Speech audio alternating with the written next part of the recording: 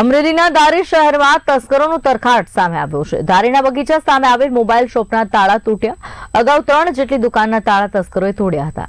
ધારીના Bajrang group of chambers of commerce દ્વારા આવેદનપત્ર આપવામાં આવ્યું। ધારી પોલીસ ઇન્સ્પેક્ટરને આવેદનપત્ર પાઠવી પોલીસ પેટ્રોલિંગ વધારવાની માંગ કરવામાં આવી। પોલીસ દ્વારા તસ્કરોને પકડી પાડવા માટેની માંગણી પણ કરવામાં આવી છે। અગાઉ પણ ચોરી થયેલી છે, જેના કારણે આ मांगणी करवामां आवी छे। Bajrang group of chambers of commerce द्वारा मांगणी कराई छे। आवेदनपत्र पाठवी पोलीस पेट्रोलिंग વધારવાની मांगणी करवामां आवी छे।